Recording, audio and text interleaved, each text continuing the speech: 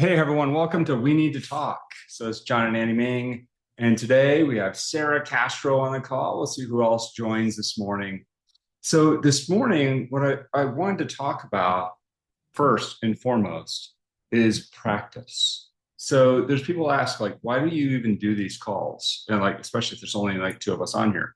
If nothing else, it's because we get practice. That's how we get growth, is by repetitively doing the same thing and looking for little incremental improvements. The Japanese call it kaizen. It's 1% improvement every single day. We're just taking ground on our goals. So many people that I talk to are like, well, I haven't completed my big goal. I'm not a billionaire yet. Well, before you become a billionaire, you might want to be a millionaire. Before you become a millionaire, you might want to have $100,000 in the bank. Before you have $100,000 in the bank, maybe make sure that you're making more money than you spend. So how are we taking ground every single day on our goals? And maybe it's not even about money. Maybe it's our health. Like someone wants to complete an Ironman. That's amazing. When was the last time you ran a mile? Right? So why don't we start with running a mile and then run 2 miles? Take a little bit of ground every single day. That's how we get massive improvement. Really, that's been the key to our relationship. When I look back to when we first got together, we had breakdowns all the time. We were so wild that our coaches quit on us. They gave up. They actually talked to our dear friends, Michael and Maureen, and said, we can't help them. We're done. Like, you guys figure this out. They're a mess. And so we went and did more work. And we just said, well, how do we make little improvements? And we came up with a little system of how to practice our breakdowns. And we make up play fights. And we do them over and over and over. And we use all the tools that we learned from different people. Like we heard from the Gottmans that there was a system, SEW, sensations, emotions, what do you want? So, okay, cool. That's one. Then there's fierce conversations and an idea that there's crucial conversations, crucial confrontations. There's all of these different books that are out there that says, here's how you can resolve a fight. And what we found is that none of them actually work perfectly for us. So we invent our own system. And that's what this show is all about, is actually showing you a way where you can resolve conflict in moments instead of days, weeks, or months, right? Because we can resolve a conflict. I believe, and I've seen so many times, you can do it in 3 minutes or less. And so that's what we're going to do on the show today, is we're going to resolve a conflict in 3 minutes or less. Then we'll actually get some feedback and we'll do it again. So with that, I know Annie wants to be highlighted today. So that's my beautiful wife, Annie. And really, she's the reason we don't have conflicts, if I'm telling the Well, total. I'm saying I'm getting a little rusty on this conflict resolution because we don't really fight anymore. So, True. yeah. So I need practice. Well, maybe you just need to practice with other people too. That's true. Yeah, I think maybe you should practice like fighting another woman. Sure. All I'm down. right. That's awesome. Now, Annie, I'm curious if you could talk a little bit about a conflict that you've struggled to resolve with somebody else in your life. What is one conflict where you feel maybe resolved, but maybe the other person isn't? And I'm thinking of dad isn't a good example. Yeah, I feel very resolved. Why is it resolved for you? Because I feel great about it. Like I think it's like I don't hold any resentment or there's no energy. Yeah. I mean, I love my dad. I can talk about him all day. And I feel great about our relationship. But when he talks about me, there's probably some emotion that like negative emotion is pretty like that's why he doesn't call me or text me. Yeah. Right. So Yeah. I'm just curious how you overcame it with it, because was it always that way? No, no. I mean, I was very attached to the outcome of how it was gonna look. And I had an expectation for like I wanted a certain result for that relationship. And I had very specific expectation of how he would say it or act or behave. And when that didn't happen, I thought I failed. Right. But I think the learning has been that the other person has the choice to do. I mean, they also have the freedom to feel however they want to feel. And some people express, oh, this is the other lesson is that people express love differently. Like my dad, like he may not verbally say, I love you.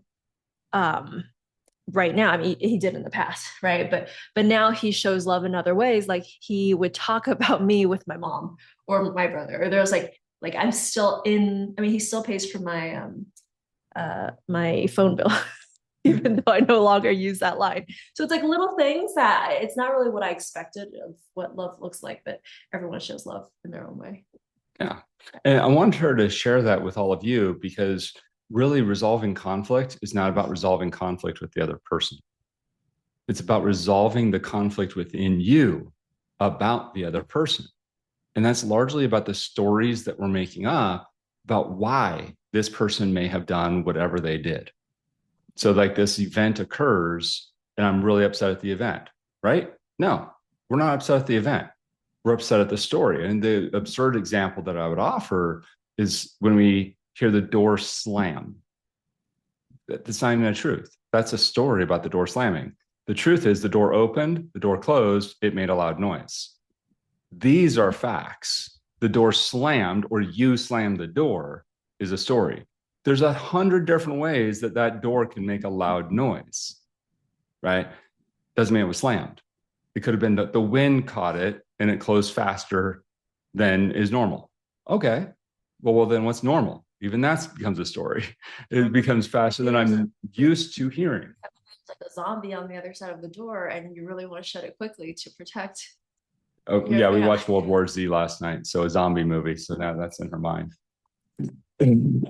So with that, I just wanted to ground all of us on that concept that we're not upset actually at the person, we're not upset at the event, we're upset at the story about why we think it happened. And if you could just change that why, you can change a relationship with that person in that moment, especially with regard to that specific conflict. Any relationship can change in an instant. The other thing I'd offer is that our stories end up creating an identity of the other person, right? If we start creating a story, oh my gosh, when they do these things, they are such a jerk. Now we've identified them, they are a jerk. And now what do we see? Everything they do, they're a jerk. Because that's the only thing we're looking for is the evidence that they are who we say they are. If instead we create an identity, you know what? They're such a loving person. They do a few things that drive me a little crazy once in a while, but they're such a loving person that I'm likely going to see all the ways this person behaves in a loving way instead of being a jerk. They just, oh my gosh, when they do that thing, it bothers me. Okay, so what? That's still a choice within me. I can choose for it to bother me or not bother me. So that's the big lesson I want to have anyone who's watching this show walk away with is one, the story. What story are we making up about what happened? And the second is really about the identity. What identity are you giving to the people around you, not just your intimate partner, but everyone around you? And maybe change that. Maybe if somebody's hurting you, just realize that hurt people, right? And say, you know, they must be hurting. How can I help them? So with that, I know Annie wanted to do some practice today. So what do you want to practice today? Sarah, you up to practice with me? I'm a little nervous, but yes. You're nervous. Okay. Well, you got to give me a scenario. So let's pull up the wheel of pain. Yes. The wheel of pain. The wheel of pain. No, Yeah. it's a wheel of fun. The wheel of fun. Okay. Yeah. I spun the opposite way. It didn't move. You were working against me. Oh, Another ketchup. Interesting. Let's see what this is. Okay. So another ketchup is your partner likes to go in the fridge and will never find the bottle of ketchup. Or they're like, it's not there. And you're like, it's there. It's just behind something else. And so whenever they go to the store, they just go and buy another ketchup. Now there's two bottles of ketchup. And it happens again and again and again where they never spend the extra minute to find something. They're like, I don't see it. And so they'll go to the pantry, grab another bottle. You have like 4 or 5 bottles of the same condiment because the person never spends the minute just to find where's the thing. And they're like, can you find it? And you're like, I don't want to find it. So then they go and get another bottle. And there's just so many of these just lying around in the fridge. And it's gotten to the point that you're like, all I see is ketchup now. Like you have to be able to see it. What's going on? All right. Is it Sarah or you? Your choice, dealer's choice. Sarah, I'm gonna have you pick because it's too early for me to make decisions right now.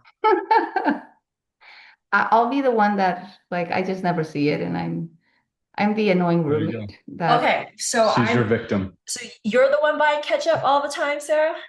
yeah, I never find it.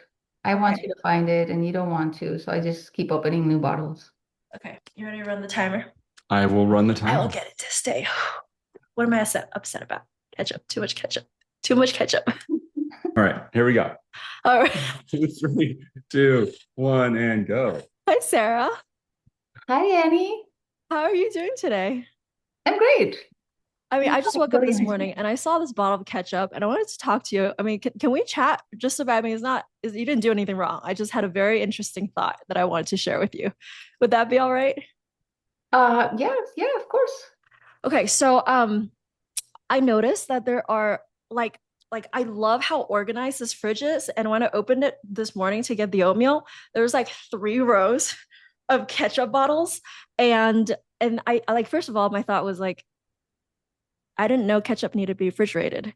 But then I went to the pantry and there's like a box of ketchup. And the story that I made up is I think Sarah's making a business out of selling ketchup because I think it's amazing. Like I know you're trying to, create alternate income and it's like a creative way. But then anyways, that was the story I was making up because initially I thought like she can't forget that there's ketchup all the time in the fridge. And then I went down this rabbit hole of thinking maybe she just doesn't see it. Like maybe she needs glasses or something. But I know that's not true because I know you're hardworking. I know you're creative.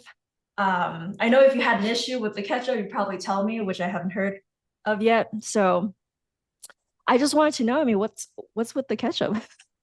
Um, I don't know, Annie. My feelings are a little bit hurt because like I asked you if you could help me find the ketchup, and you were like, "It's there," and I went to look for it and I didn't see it, and then like I love it when you come to the kitchen with me and you're like, "Hey, let's find these things together," because I honestly I don't see it, and so like I just go to the pantry and I grab a new one, and I just figured at some point like you'll realize like I just miss it when you come and you hang out with me. Aw. Okay. What I'm hearing is you really want me to spend time with you and, do things with you. And, if you ask to get the ketchup, that, I mean, I guess it's not really about the ketchup, it's really about me being there with you and finding this thing, like whatever it is, together. I've been so busy. Like every time we talk, you're like the baby this, the baby that. And I'm like, let's just talk about ketchup. Oh, well, Sarah, I can certainly, I mean, now that I know that, and I'm sorry if it caused you like to feel like I didn't care about you. I definitely do. And maybe this baby thing is like, I don't know, I was like preoccupying my mind, but now that I know, um, I definitely will pay more attention to that and come to you, come with you to the kitchen to find it. I mean, it's really easy to find out. So I think it'll be an easy exercise. But thanks for letting Yes, me I've been know. selfish. Yeah, I could do baby stuff with you. Like I could spend time doing that instead of spending time in the fridge. Okay, cool. Thanks.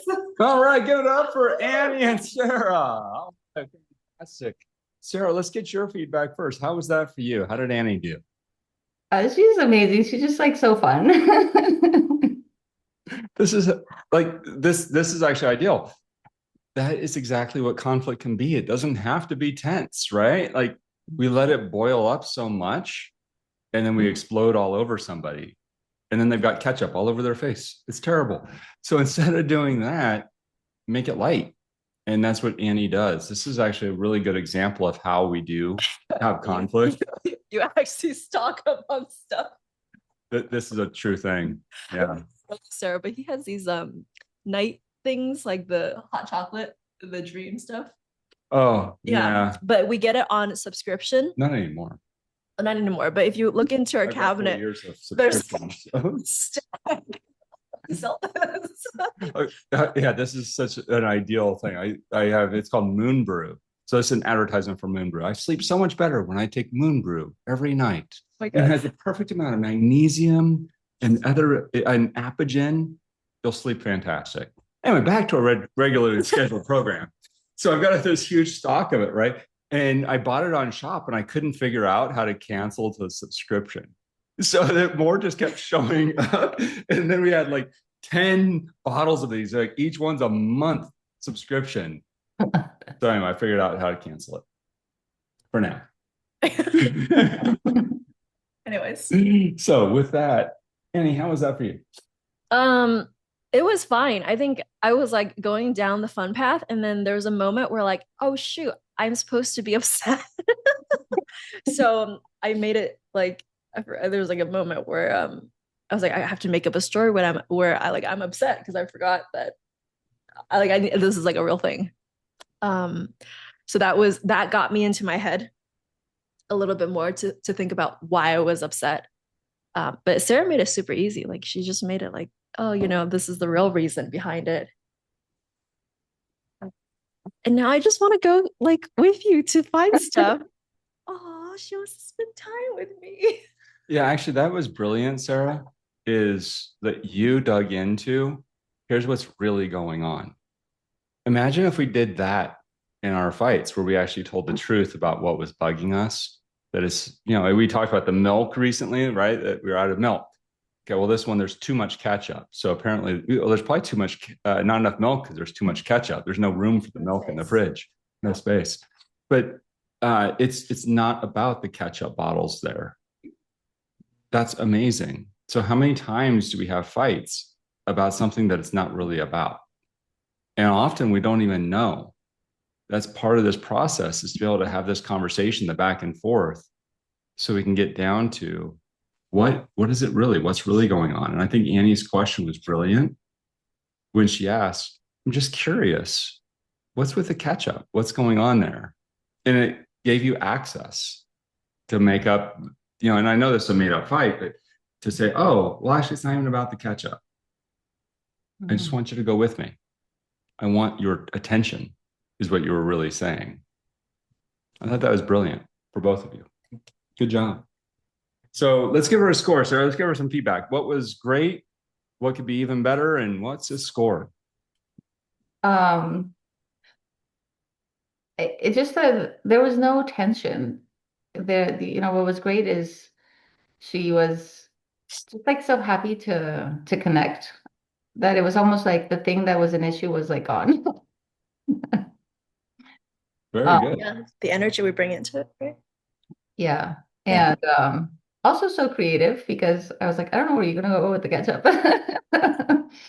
It seems like this isn't like a problem for you. So you're like, let's think about it. Like you're so creative. And I thought it was just so cool how you pulled in like so many possible stories. Is it that I can't see? Do I need glasses? Like, do you need help? Like I know there Do you must know be how to some read like English? Like it's a different language. We're buying these bottles in China? Are they too small? Do we need to get bigger ones? Why are they in the fridge? You're like, oh, now I know the problem is that you keep taking it out of the fridge and putting it in the pantry. Go. There you go. It says keep refrigerated, which is really Which means strange. Yeah, you're the problem.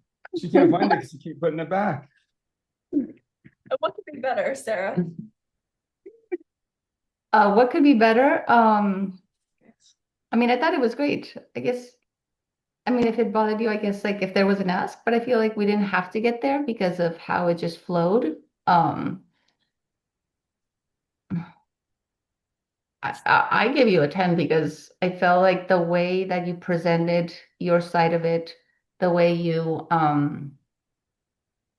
just opened it up, without any judgment. Like, I really want to know what's going on for you. I felt like that was like the perfect way to just have a conversation. Um, and then it flowed. I just feel like you're so receptive and so non-judgmental. And so I don't know. I don't know how to fight with you. Thanks. What about you? Yeah, I'd say the exact same, actually, Sara. So my experience of her in this round was just very feminine, right? And playful. It was like there was no tension. There was really nothing to fight back against. There was no space for it at all because it was so light. It's like, so what's with the ketchup? like even the way she said the question made it enjoyable. And yet it also gave you access to be able to kind of share, here's the deeper thing. And because there was intention, my hallucination is that it was much easier just to say the truth. But if she had come and say, so what the hell's wrong with you? You may not have opened up quite the same way as, so what's with the ketchup?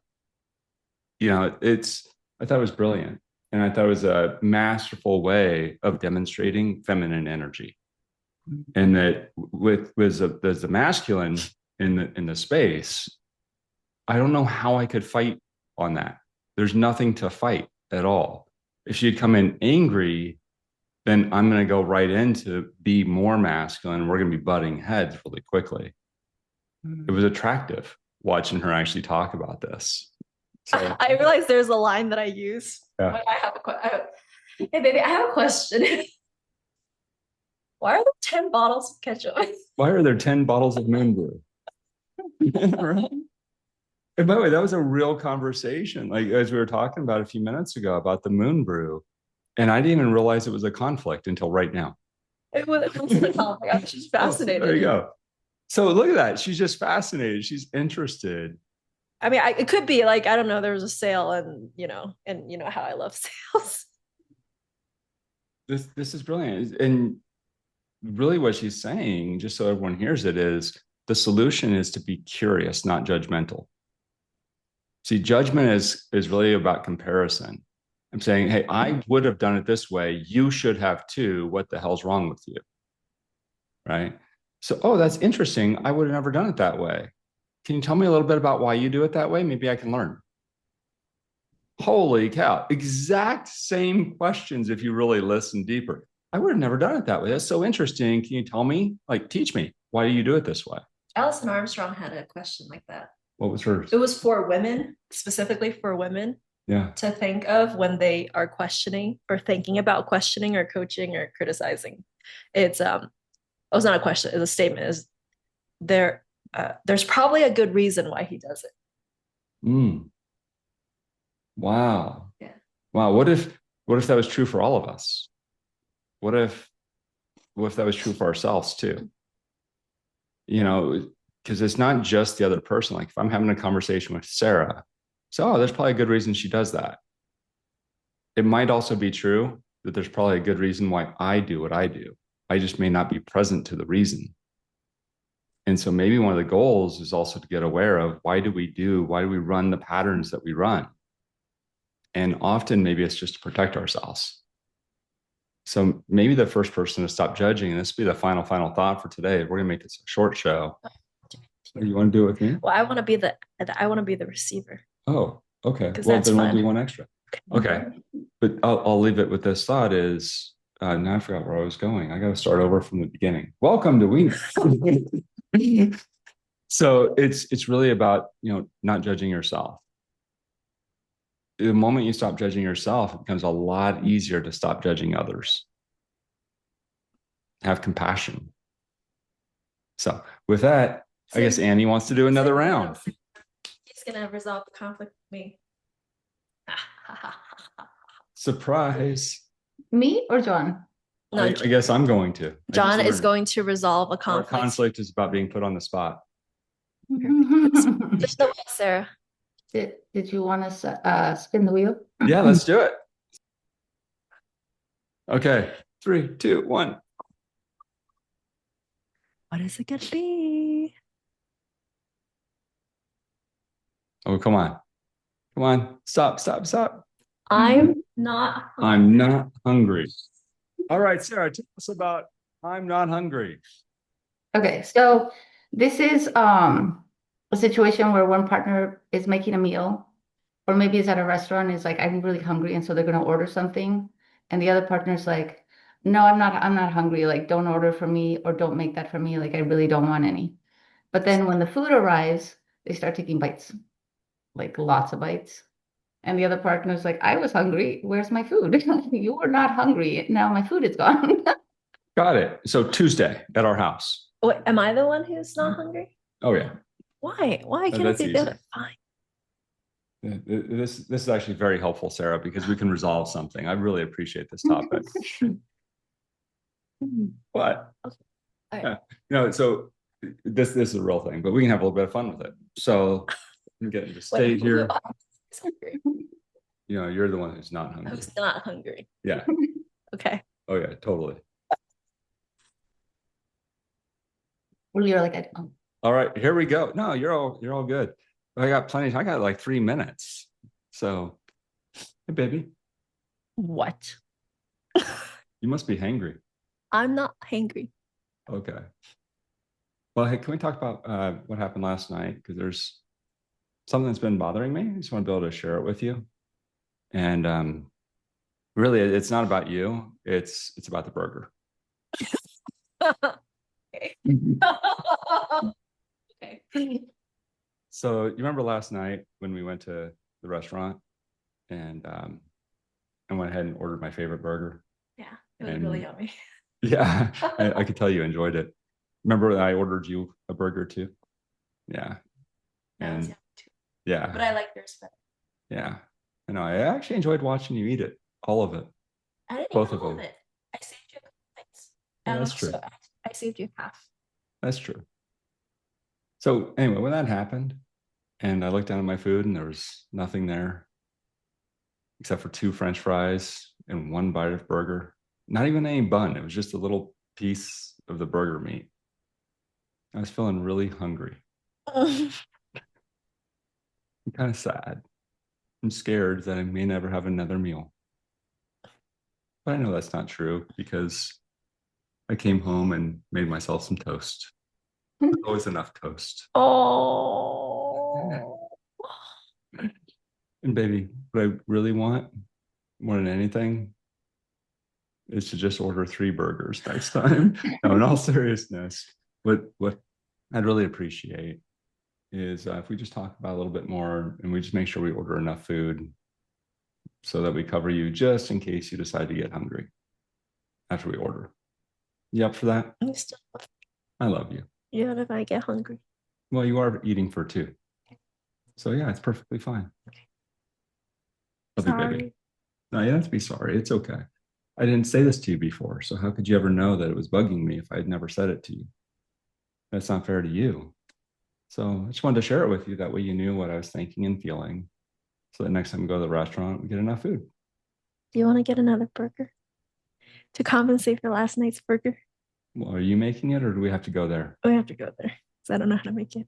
You make really good burgers. Oh, I can make it from Home Chef today. Yeah. Yeah, I like that burger. And I'll save yours for you because there's 2 of them. Just at least half. Okay. Yeah, I'm good with half. Good. Okay, cool. There you go. Oh, it's not even 3 minutes. See, I told you we have all kinds of time. It feels like longer, right? It's like as we're having the conversation, just let it flow. Have a little bit of fun with it. So with that, Sarah, let's get some feedback. Yeah, you guys are just way too adorable. This is how we fight. Do a few rounds of it, and a few thousand rounds. Yeah, I thought it was great because I didn't feel blamed. I mean, I always feel a little bit blamed, like you're not gonna love me, but like overall, I did not feel. It was like 100% responsibility. I had you right at the beginning. Why? It's not about you. It's about the burger.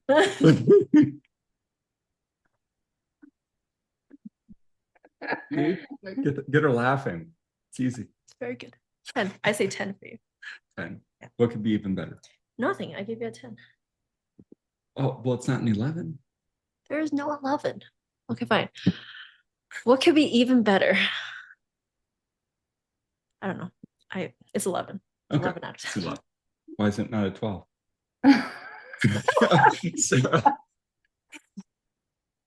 What was great? What could be even better? I thought it was funny how, she went into her like, I'm upset. But you were so grounded that it didn't matter. You were still going to come in with fun energy. And you made it fun like the whole time. And then within 2 seconds, like she just started smiling and it looked like you guys were both having fun. And it almost didn't matter that you were maybe emptying out. It didn't even seem like you were at that point. No, like it, and this is, I'm I have a telling you. question. Yeah, go ahead. Is it a real problem for you? Like when you have a real problem, is it just as easy? I don't know if this is like a real problem. I feel like it can be a real problem, and that's just the way you deliver it because I've seen you do it. You tell me. Now I'm going through all the past meals that I've had that I've eaten. So like I can remember the last time we actually had a tense fight. You do remember I do. Dover? Yeah. It's been a long time, and I think it's been over a year, but we use it as an example. And I don't remember what the fight was really about, but I got a little bit tense. Like, baby, when this thing happens, it really bothers me.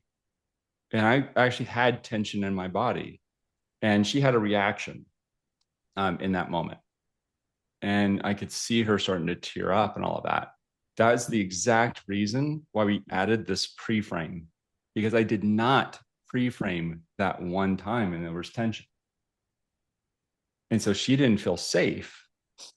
So that's the reason we brought in the pre-frame of like, well, bring a little bit of fun. It's like, I'm feeling a little bit upset. It's not really about you. It's about this thing, right? About the burger. And then it just got rid of all this tension.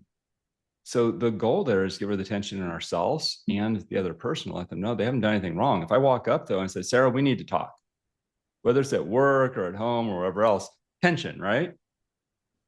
Hey, Sara, the other day, remember we had lunch and you reached across and grabbed my burger? I've never had that happen before. You might have noticed that I looked like my face. Can we chat about that? Like, see, like she's laughing right now because my energy is like, that was the most interesting experience of my life. It was fascinating, right? And if I'm bringing this kind of energy into the conversation, there's no tension. It's just this fun conversation we get to have about Sara eating my damn burger. Like, not just my wife, Sara eats my burgers too. What the heck? Everyone's eating my burger. Are my burgers that good? I didn't even make it. It's the restaurant. You can order your own, Sara. So we can have fun, guys, right? We can have fun with everything in our lives. Why make it tense? But anyway, that's how we came with the pre-frame. It's this one little breakdown. And since then, we haven't had a tense fight. Yeah. I think the main thing for me that I'm getting out of this, because I haven't done this in a while. And I mean, you haven't done this in a while, like in a role play. Yeah. Is that it was the first thing you said, which is the conflict is really within us. Yes. And then we just get to better like use it, right? Like what we say is like don't waste a good conflict. Once I'm resolved with my own conflict, then I can use the situation, which is now neutral, to better understand the other person and better connect. Yes. I don't think I've quite made that link until today. Yeah, that's really good. Yeah.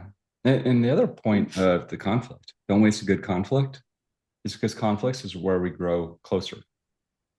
Always, right? When we can resolve a conflict, we're always going to grow closer. That's the reason we say, like, when you get a big storm, go through the storm together. Don't hop off the boat. Go through it. You'll be so much stronger. Now you know how to navigate a big storm. Now everything else in life is even easier. The reason our life is the way it is, and I love our life, like we have so much fun all the time, no matter what's going on. It's because we've gone through such painful moments together. There's nothing like, okay, how are we going to pay the bills this month? Like really wondering, how are we not going to go bankrupt? What do we do next? There's nothing like having death threats and wondering, how do you navigate that situation to bring us even closer together? So look for those fights. If you don't have any conflicts in your relationship, doesn't mean that the relationship is great. No. We just talk to someone about that. Like we might think it's better, but the other person might have just repressed. We don't fight anymore. If we're like an 8 out of 10, we never fight. Okay, cool. Is there anything that you're not sharing with the other person? Well, we just don't talk about it anymore. It's great. It's resolved. It's not resolved. And we're hiding it. We're burying it. That's not this. There's nothing like we don't let the grass grow. If there's an issue, instantaneously, within minutes, we bring it up. We don't let it grow at all. Bring it up, resolve it, move on. But don't, bring it up and say, well, okay, I guess we aren't going to resolve. No, like resolve it. Stick with it until it's resolved. And what does resolved really mean is another good question. Yes, maybe different for everybody. But for me, it's just feeling heard. It's like this person has heard me. It doesn't mean they have to do what I want them to do. She now understands, here's what I'm looking for. Here's why. I understand what her needs are and why. And we can come to an agreement of here's how we're going to handle these things moving ahead. And we love each other. Just remember that we love each other. Like this can be really, really easy. So with that, anything else you want to add, baby? Sara, what are the biggest things you picked up from today's call? Um, I think I mean there's so many fun, but the biggest I guess is that fun, when we think of conflict, we think of all the sad emotions, the anger, the scared. Um, but conflict is, for one, usually not the thing we're fighting about. There's usually a deeper thing. And so, like this hamburger thing, it almost seems like, it could be, I just want more food to be ordered. I don't actually mind if you eat my food if there's another burger sitting next to me. Like I love sharing with you.